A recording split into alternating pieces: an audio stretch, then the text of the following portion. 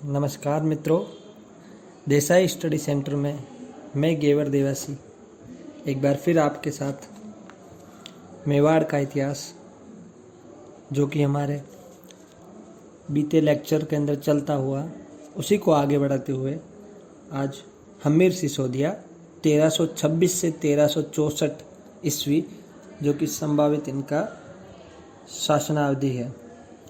सिसोदा गांव की जागीरदार हम्मीर सिसोदिया ने पुनः चित्तौड़ दुर्ग पर अधिकार किया था। हम्मीर को सिसोदिया वंश का संस्थापक कहा जाता है। इस समय मोहम्मद बिन तुगलक दिल्ली सल्तनत का शासक था। इसके द्वारा मेवाड़ पर आक्रमण किया गया। अतः हम्मीर सिसोदिया ने खेरवाड़ा को अपने केंद्र के रूप में स्थापित किया। मोहम्मद बिन तुगलक व हम्मीर सिसोदिया के मध्य सिंगोली का युद्ध लड़ा गया।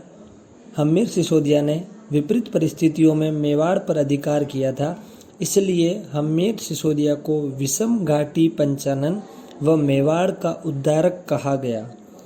महाराणा कुंभा ने जयदेव की पुस्तक गीत गोविंद पर रसिक प्रिया नामक टीका लिखी थी, जिसमें हम्मीर सिसोदिया को वीर राजा कहा गया है। हम्मीर ने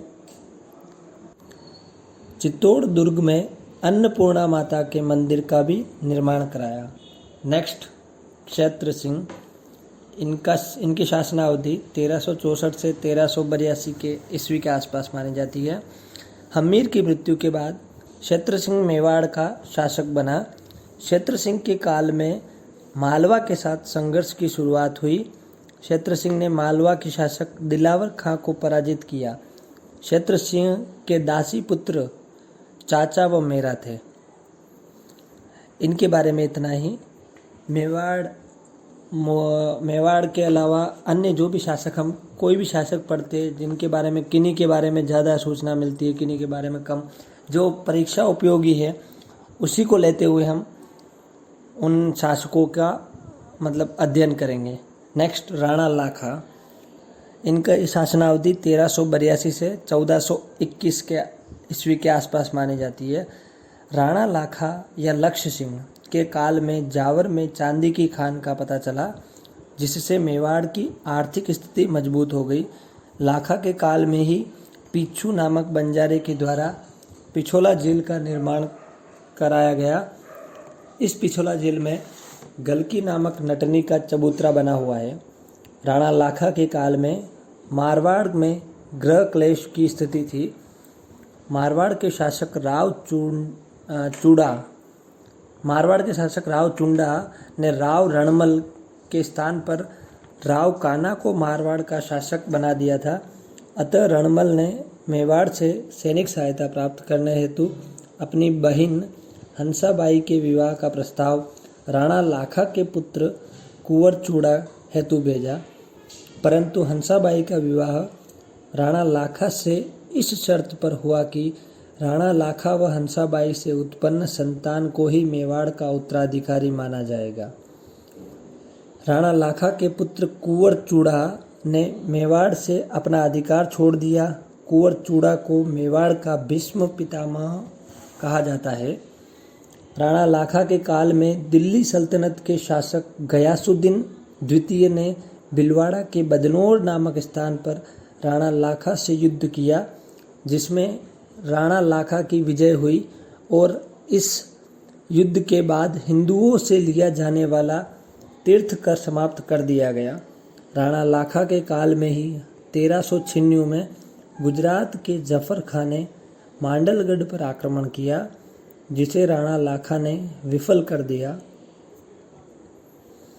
लाखा के काल में बूंदी के शासक राव बरसिंह हाड़ा ने मेवाड़ की अधीनता स्वीकार कर ली थी।